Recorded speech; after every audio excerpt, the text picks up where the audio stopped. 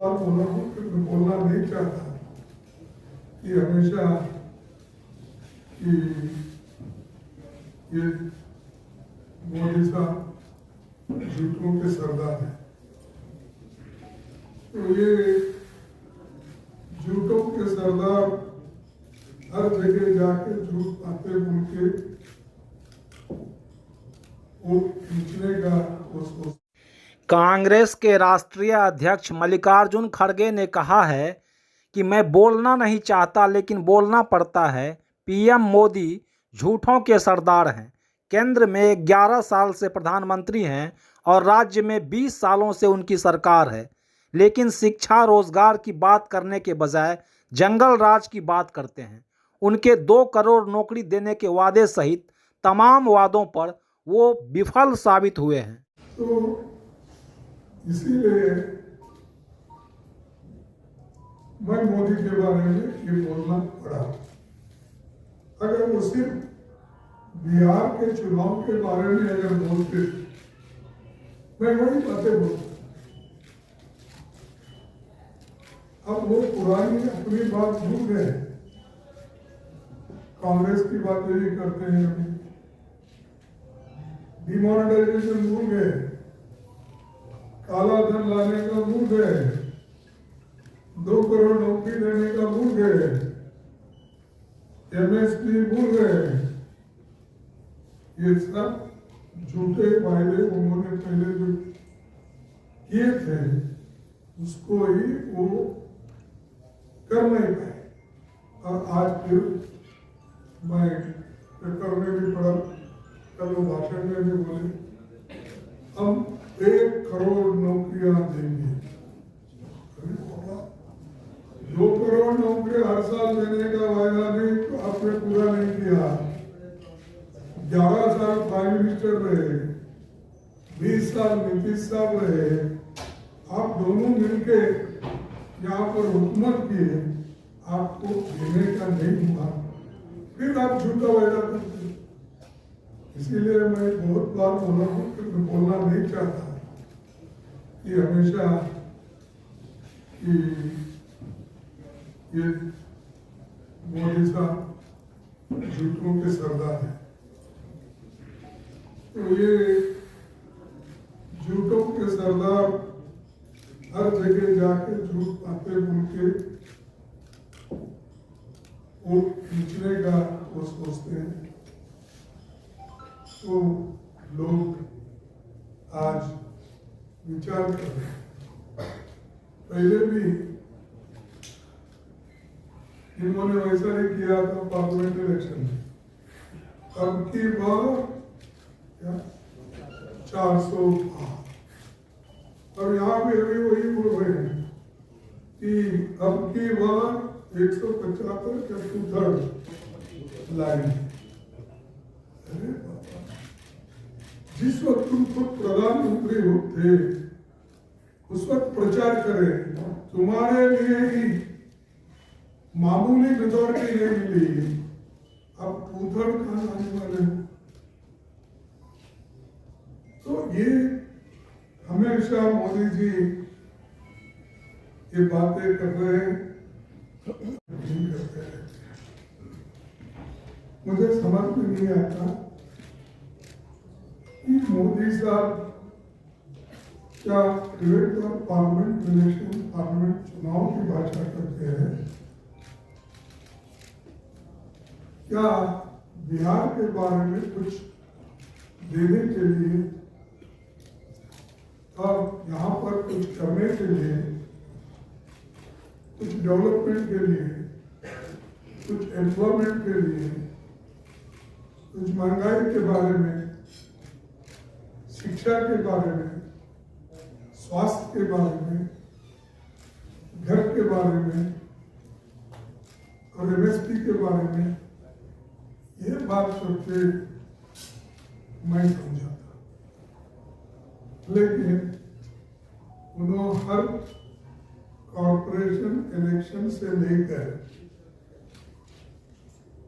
MLA के election और parliament election, by election में ये बातें बोलते रहते हैं।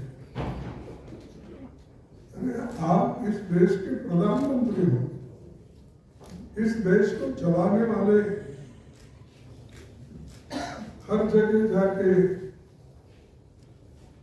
सिर्फ कांग्रेस को गाली देना, टीका टिप्पणी करना, यही काम नहीं आपका।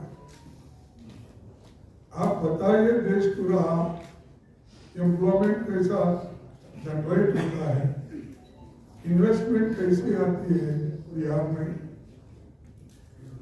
और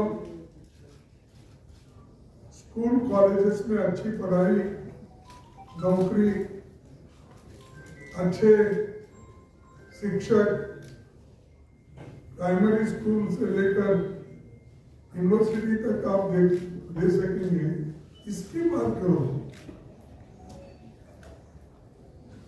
बच्चों को अच्छा खाना नहीं मिलता और 70% बच्चे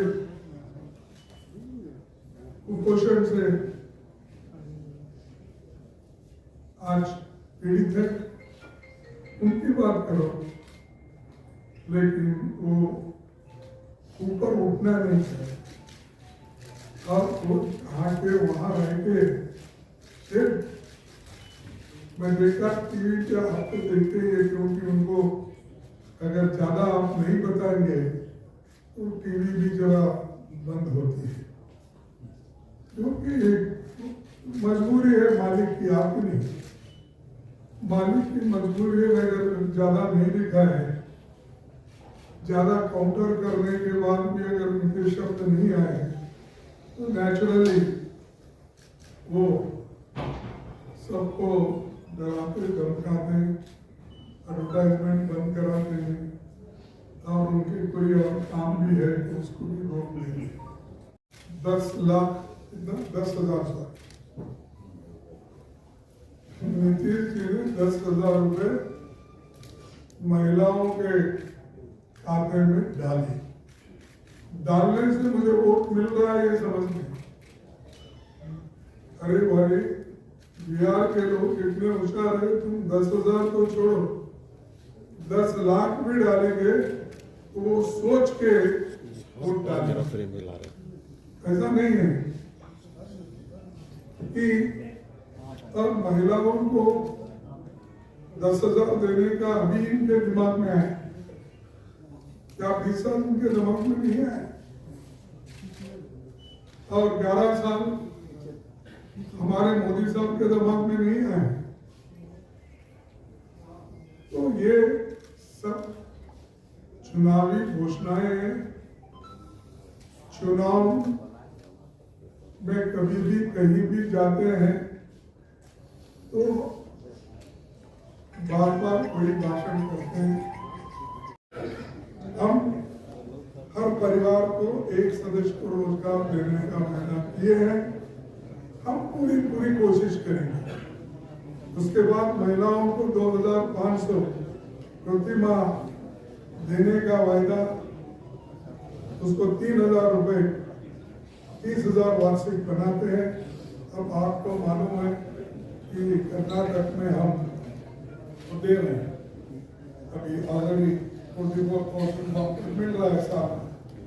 उसी तरह 200 यूनिट बिजली के कर्नाटक में हमने दिया है, यहाँ भी देंगे। 25 लाख तक की मुफ्त स्वास्थ्य बीमा योजना जो हमने पहले हमारे पार्टी की ओर से राजस्थान में हमने लागू की थी, वही स्कीम यहाँ पर भी हम लागू करेंगे। ये कोई इसमें असाध्य नहीं है, साध्य है, करके दिखाए हैं गहलोत साहब, हम भी करके दिखाएंगे। वही बात तेलंगाना में भी करते हैं। तो हम जो कहते हैं वो करते हैं और करके रहेंगे। और दूसरी चीज मैं अभी कहा कि वो निभाते भी हैं। उसके अलावा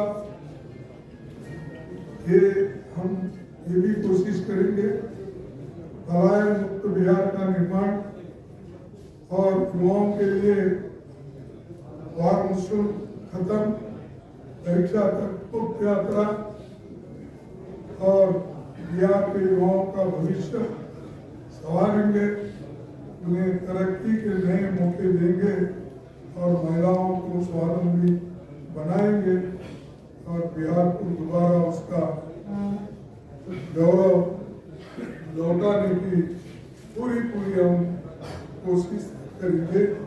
इसीलिए मैं आपसे विनती करूंगा